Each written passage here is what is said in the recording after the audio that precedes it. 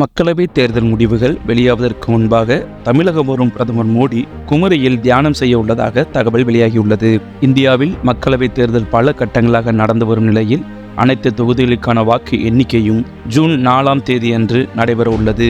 தேர்தல் தேதி அறிவித்தது முதலாகவே பிரதமர் மோடி இந்தியா முழுவதும் பல மாநிலங்களிலும் சுற்றுப்பயணம் மேற்கொண்டு பிரச்சாரத்தில் ஈடுபட்டு வந்தார். இந்நிலையில் ஜூன் 4ஆம் தேதி தேர்தல் முடிவுகள் வெளியாக உள்ள நிலையில் பிரதமர் மோடியிடம் மே 30ஆம் தேதி தமிழகம் வருவதாக செய்திகள் வெளியாகியுள்ளது.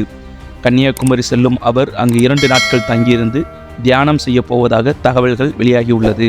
சமீபத்தில் வாரணாசியில் வேட்புமனு தாக்கல் செய்தபோது கங்கை நதியில் பூஜை செய்தவர் கங்கை தாய் தன்னை தத்தெடுத்துக் கொண்டதாக கூறியிருந்தார்.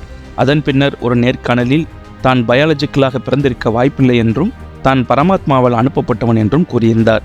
இந்நிலையில் குமரியில் அவர் தியானம் செய்ய போவதாக தகவல்கள் வெளியாகியுள்ளது.